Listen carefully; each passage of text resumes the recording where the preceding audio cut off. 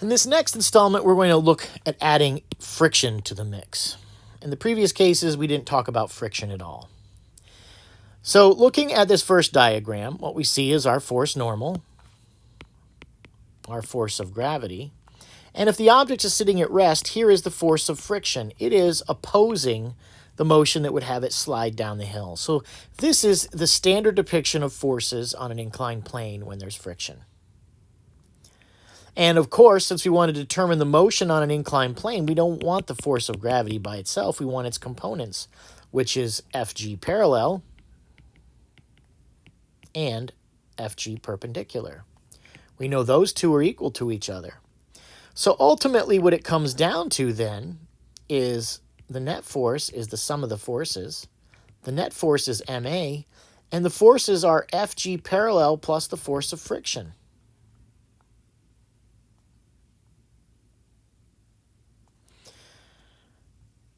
And the force of gravity parallel was mg sine theta.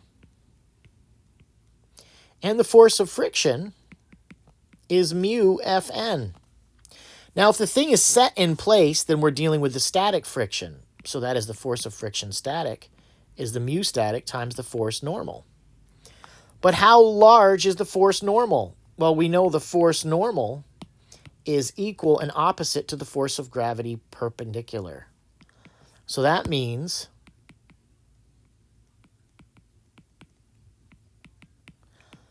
and the force of gravity perpendicular is mg cosine theta. So we have ma equals mg sine theta plus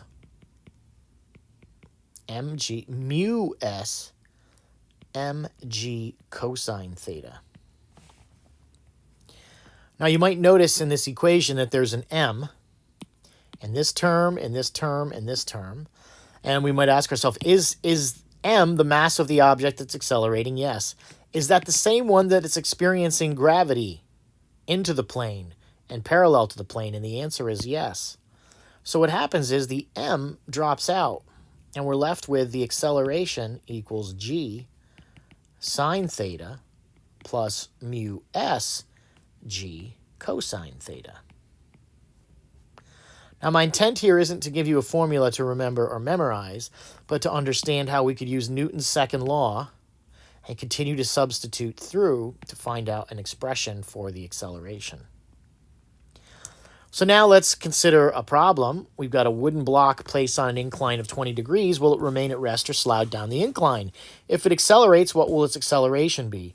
Well, we already have an expression for the acceleration. And that expression is a equals g sine theta plus mu s g cosine theta. Now g is 10, and then we've got the sine of 20. And the mu static, we could look up in a table, and the mu static is 0.42 from a previous lesson, times 10 times the cosine of 20.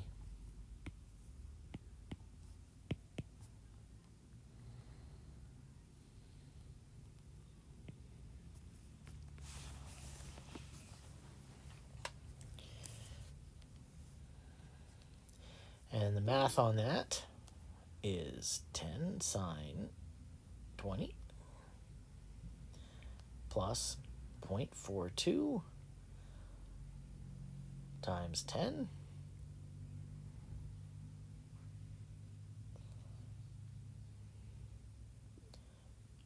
cosine 20.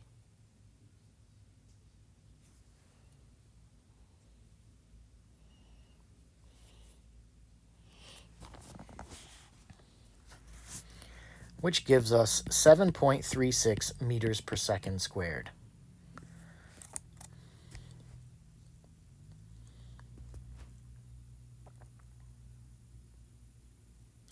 Now, of course, the problem with this calculation is the vector nature of this. We have this force of gravity parallel, which is in the positive direction, but the force of friction is in the negative direction. And there's nothing about this that indicates that it's negative. So we need to change this sign to negative.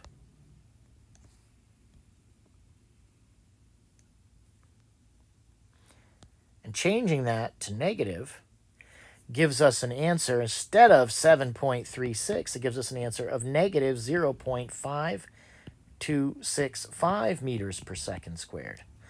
So what that means is, based on this calculation, that if all this is said and done, when we release this block, it should shoot up the inclined plane because friction is greater than gravity. Now, of course, that's absurd. You don't set something on an inclined plane, it doesn't move uphill because the friction is so large.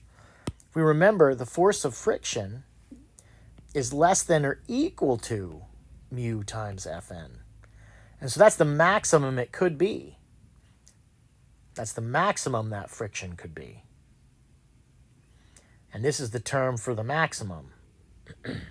So the acceleration will actually be 0, but what that tells us is that we'd have to increase the angle even more. Now we could, or should, even also look at this in terms of the forces. Actually do a straight up calculation of how large the forces are. So we've got FG parallel,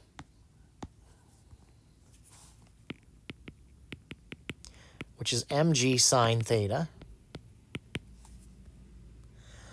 Oh, and we are told it's 5 kilograms, so that's 5 times 10 times the sine of 20. And that force then is 50 times the sine of 20.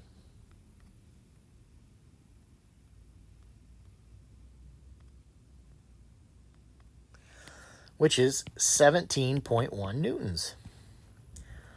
So this is 17.1 newtons, and the force of friction is mu s mg cosine theta, 0.42 times 5 times 10 times the cosine of 20.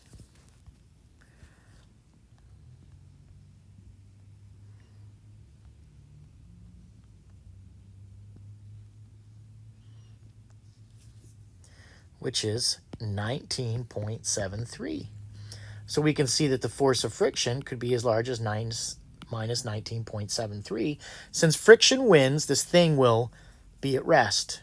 It will not slide. Now we can move on to this question, and when we see that we're being asked what happens when it gets raised to 30 degrees. Well, we have the same problem happening. We have the force of gravity parallel, which is mg sine theta, which is 5 times 10 times the sine of 30. And that 5 times 10 times the sine of 30 is 25 newtons. So labeling our diagram, we have 25 newtons. We, of course, know these two are equal to each other. And if we do the force of friction static, that is going to be mu s mg cosine 30. So 0.42, 5 times 10 cosine 30.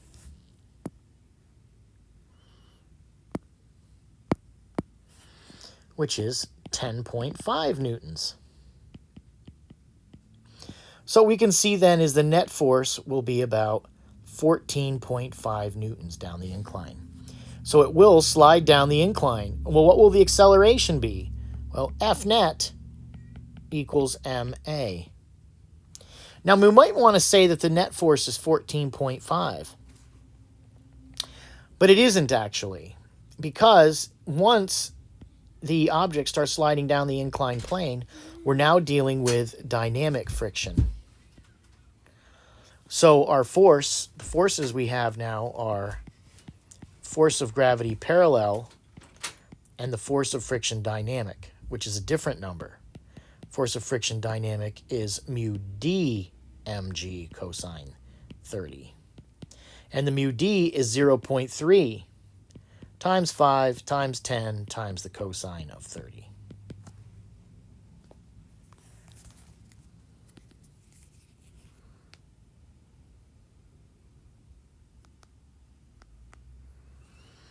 And that works out to be 7.5 newtons.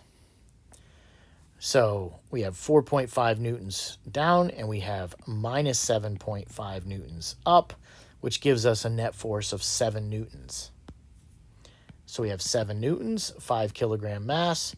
So the acceleration is 7/5, or 1.6 meters per second squared.